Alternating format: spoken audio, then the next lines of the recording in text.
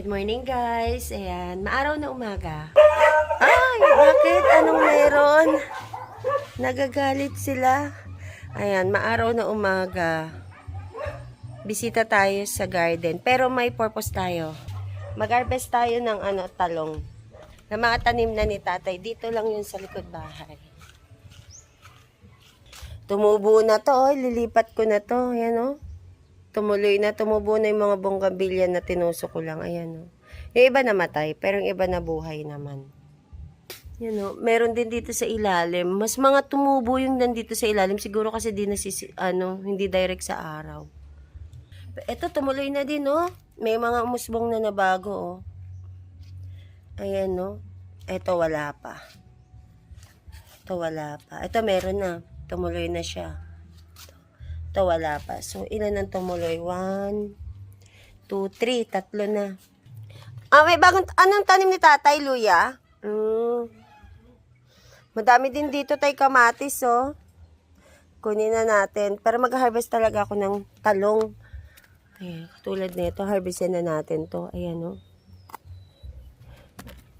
Yung maliliit, iwanan natin. Pero yung iba, tulad nito, ganito kalalaki. Kunin ko na to. Pero nung unang mga bunga malalaki. Maabot ng dangkal. Kaso kapag ganito na kasi ang itsura, medyo mataba na.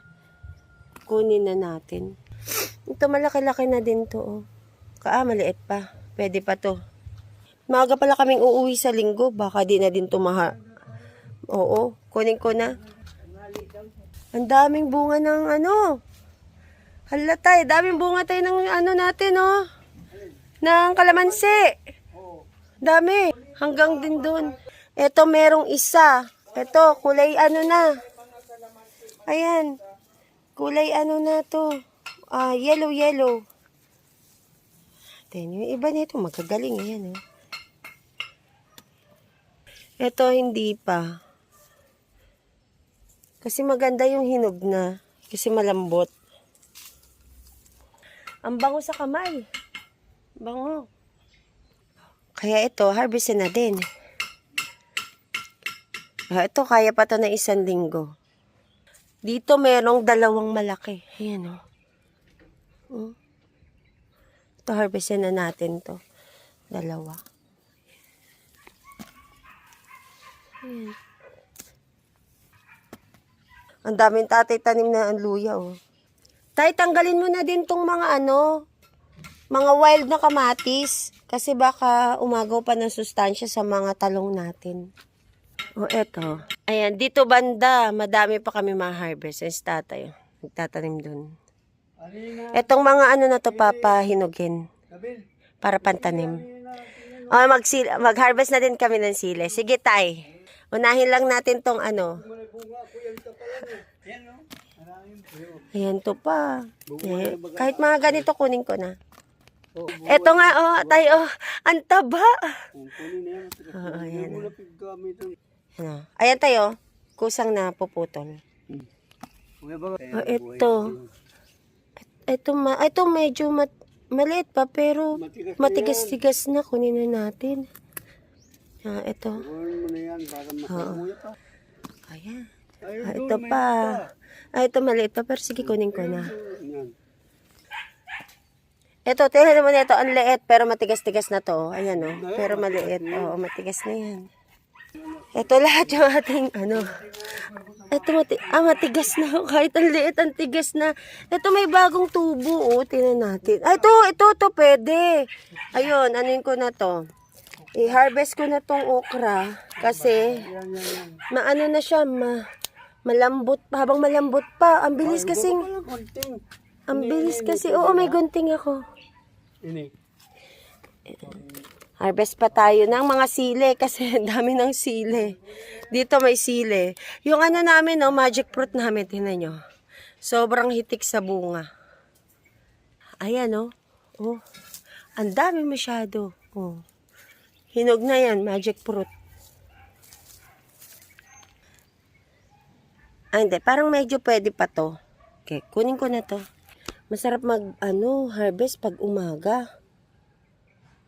Ayan, hindi masyadong mainit. Tingnan nyo naman, hitik sa bunga. Sobrang hitik sa bunga. Meron pa ditong nagtatago, oh. Oh, pwede na yan. Kasi pag di ko kinuha kagad, tumitigas. Lakas ng hangin. Ayan, lakas ng hangin. Ayan, kunin na natin ito. Nag-iisa na to. Dito. Yun. Ayan, may isa ulit tayong okra. Bale, apat na okra nakuha natin. Maliliit pa kasi talaga. Papayat pa nga ng tangkay. Mag-harvest tayo ng mga pwede nating i-harvest. Yan. Sa probinsya nakikita ko yung mga nag-harvest. Ginaganon lang, hinihila-hila lang talaga. Ayan o. Pwede naman pala talaga. Ayan o. Mas mabilis siyang harvestin. Ayan, ang dami hitik. Maliliit lang talaga siya. Pero ito kasi yung tinatawag nilang siling sigang. Kaso, hindi na namin to pwedeng patagalin dahil nahihinog na mismo sa puno. So, gustuhin man namin silang palakihin pa, kaso hindi na din talaga lalaki kasi kusa na siya nahihinog sa puno. Yun, ang bilis ng i-harvest, di na kailangan ng gunting. Tingnan mo, isang puno lang na to. Ayan na, oh, medyo madami na. Meron pa dito sa likod, oh. Yung mga ganito kaliliit, ganito, hindi ko muna kukunin. Yung medyo mahaba-haba lang, katulad nito, pwede na to. Tingnan nyo to guys, oh, ganito palang kaliit, pero parang may konting na dito, nag-yellow. Bilis lang niyang kunin. Ito pa sa ilalim. Okay. Wala na. Palakihin na yan. Hinap pa tayo. Ayan, sa isang puno, ito na. Dito, kahit maliit, ito. Tingnan nyo naman sa ilalim niyan, sobrang hitik. Magandang mamulaklak. Ayan to, oh. Dami maha-harvest. Oh, ito maliit pa to. Ayan, maliliit pa. Nakaapat din ako doon. Silong muna tayo at sobrang init. Ang init dito. Ito ang kagandahan na meron ditong puno sa amin kasi pwede kang sumilong anytime. Mamaya mangunguha naman tayo ng kamatis kasi sobrang dami ng kamatis. Tapos baka linisan na din dito yung tatay. Iba na itatanim namin. Tatanggalin na namin dyan yung mga wild kamatis. Ito, bisitahin ko yung kamatis. Wala pa. Ito yung kamatis na malalaki. Kaso di pa siya hinog. May mga sili lang din dito kaso wala pa. Ito meron na. Ayan na. Kaso di pa natin yung pwedeng i-harvest. Tingnan ko nga kung pwede na. Hindi pa. Kasi kung hindi ko i-harvest, baka mangyari nito na hinog lang sa puno tapos yun nalusaw. Sa likod bahay na tayo dumaan. Ay, grabe yung kamatis dito. Hitik. Ayan, oh. Hitik na nga sa bunga. Namumula pa. Dami na. Ay, ang gaganda na ng mga pinya namin. Ayan, oh.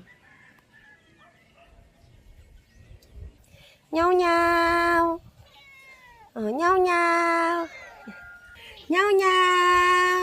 Tatakot yan, eh. Ililipat ko yung lagayan ng okra. Kasi ito, maganda tong tray na to. Gamitin. Ito na ang gagamitin namin ni tatay sa pangkuha ng mga wild cherry tomato. Yung ibang kukunin namin, ipamimigay namin kasi merong nanghihingi ng cherry tomato. Dito kasi sa amin, hindi talaga binibili. Dito sa Tagaytay, hindi binibili yung mga kamatis kasi marami kang mapagkukunan. Dala yan ng ibon. Yung mga ibon na yan, nagdadrop sila ng mga buto dito. Tapos, ayun, tutubo. Tapos kung saan-saan na siya tutubo. Kaya, libre kami dito sa kamatis. O ngayon, isda ang inilabas ko. Ipapaksiw ko sa kamatis na may siling green, na may talong, at pwede ko din lagyan ng okra at ng talbos ng kamote. Ayan. Healthy living muna tayo. Ngayon, mag-harvest tayo ng kamatis. Pero, ay, ang ganda na ng halaman ko. Pero dun muna tayo mag-start ng mag-harvest ng kamatis sa may unahan, sa may bungad. Hello! Blooming na sila. Ayan, ang ganda. Ito yung katulad nung pumunta kami sa Atok, Benguet. Ito yung halaman na yun. Ang tataas nga dun eh.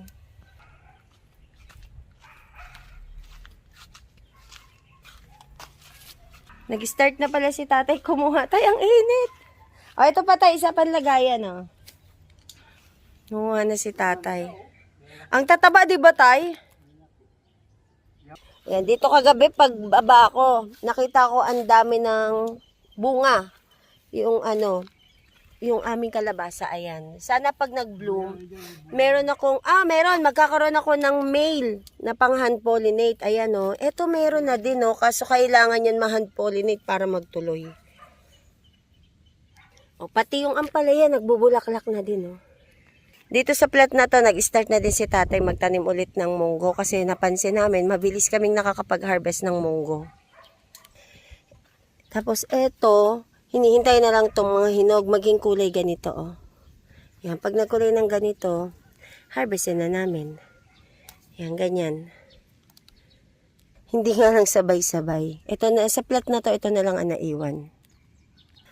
Ito, meron pa ditong pailan-ilan. Ito, sisira na. Pero mas magandang kunin, base sa naging experience na namin dito ni tatay, yung ganitong kulay na, yung black. Akala ko nga nung una brown, parang ganito.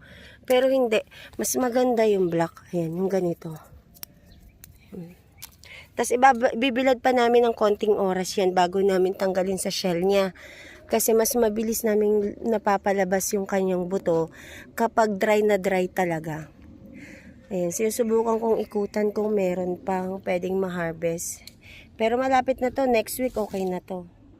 Ito yung mga bagong plat na ni tatay. Mga munggo din yan. Ayan, pag may nakikita ko pa isa-isa, kukunin ko na lang din yan. Sa isang seeds, sa isang ganito, ilang seeds din na makukuha natin. Katulad nito, mga hitik yan. Tapos ito, nag-yellow na siya. So next week pwede na to. Oh, pero itong magandang kunin. Yan. Kunin na natin to. Ikot-ikot lang ng konti. Tapos yan, hila. Okay na. Makukuha mo na siya kaagad. Dahan-dahan lang kasi minsan sumasama yung pinakakatawan. Yan o. Meron pa o.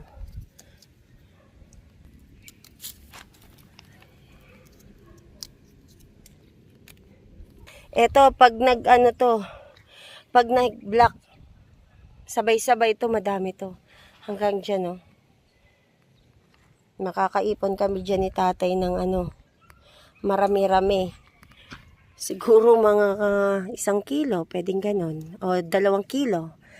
O baka lagpas pa nga kasi mas madami ngayon mas madami yung sunod naming iha-harvest kesa dun sa naging unang harvest namin. Yung upo din ni tatay, nag-start na din mamulaklak. Ang dami nga, oh. Ang daming bulaklak ng upo. Kaya ginawa na ni tatay ng balag. Ayan, para mababa lang, para madali niya malusutan. Subukan natin mag-ikot-ikot dito. Baka meron na tayong makitang mga hinog.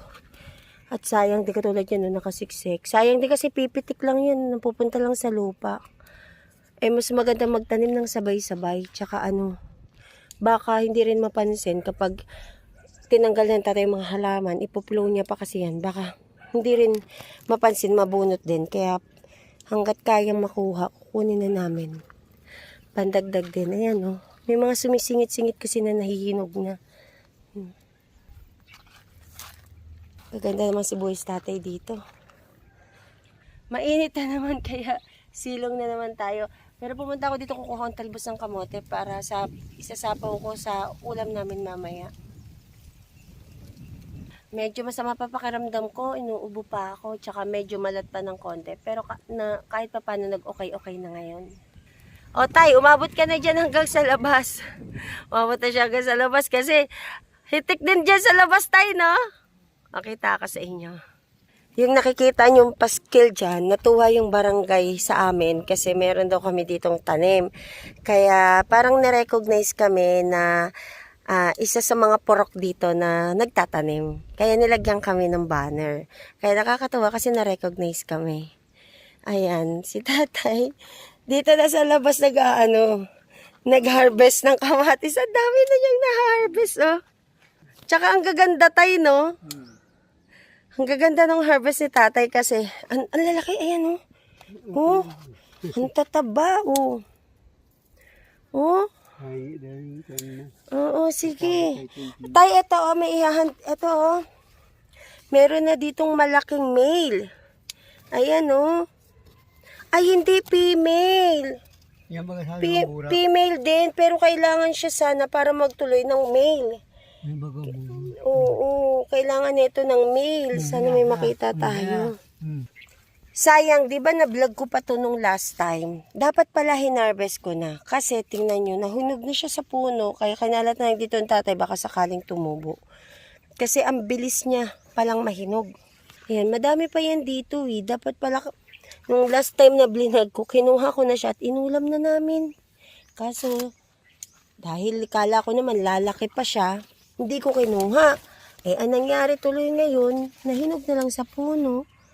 Yun, hindi tuloy tayo nakaulam. Pero marami pa naman. Ayan, marami pa naman siyang bulaklak. Ito, maganda din to, kalabasan, laki. Yan, oh, gumagapang na din, mga kalabasan na to. Ayos, dami natin magiging supply ng kalabasa.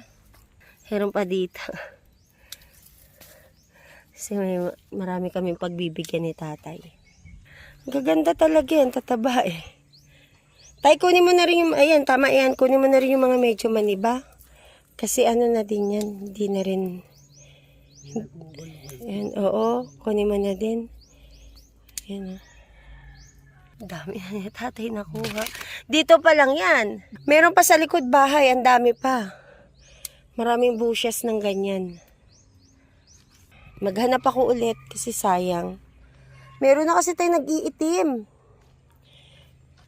Yung iba, ay, ang ganda nito, oh. Ang taba. Ayan, no, tayo, ang taba, oh. Marami-rami to pag hinarvest. Yan, hinog-hinog na yan. Ayan, oh. Iniikot ko lang tayo, eh. Ito.